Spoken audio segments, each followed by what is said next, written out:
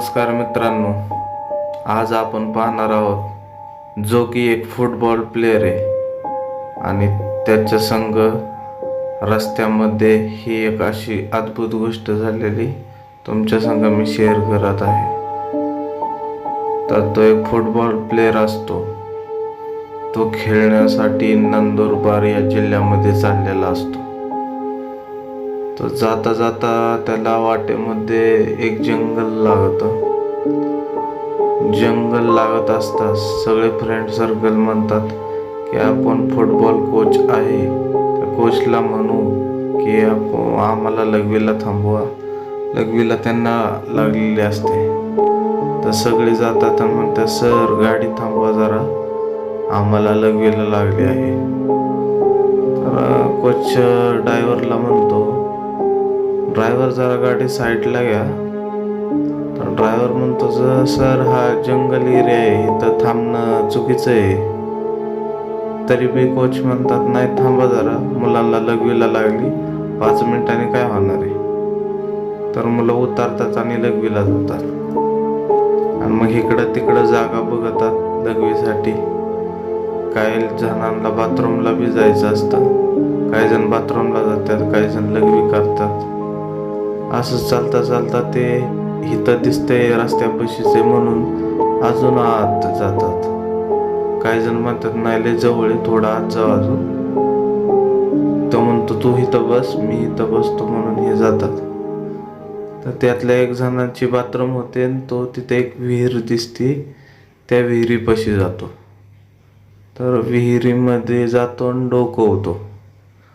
आणि त्या विहिरीमध्ये डोकावल्यानंतर त्या विहिरीवर लिहिलेलं असतं की पल्लवी नावाने लिहिलेलं असतं.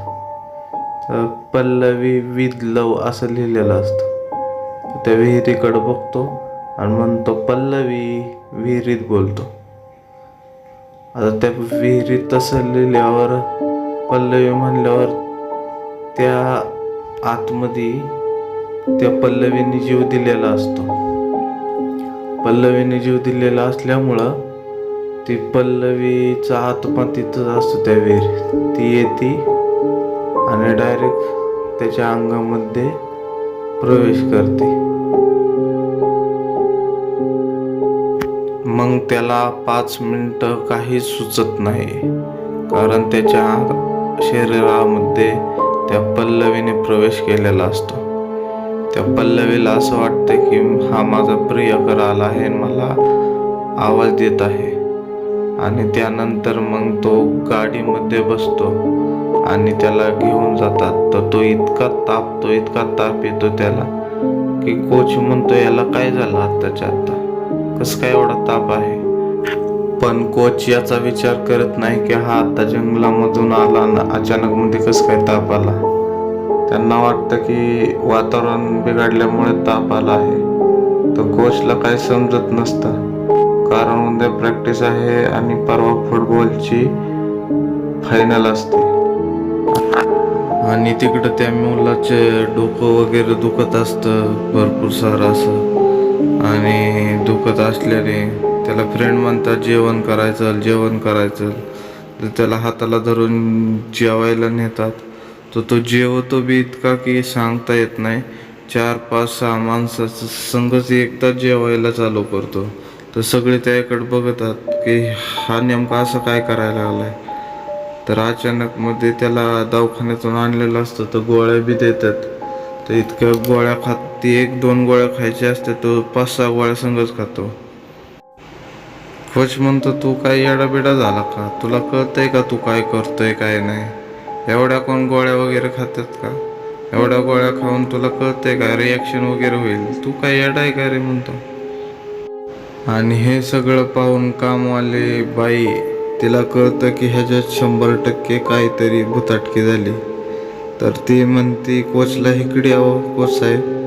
तर ते कोच साहेब तिथं जातात आणि ते कोच साहेबाला म्हणते की ह्याला काय दुखत वगैरे नाहीये, ह्याच्या अंगामध्ये भूत गेलाय, ह्या मुलाला बाहेरची हवा लागली.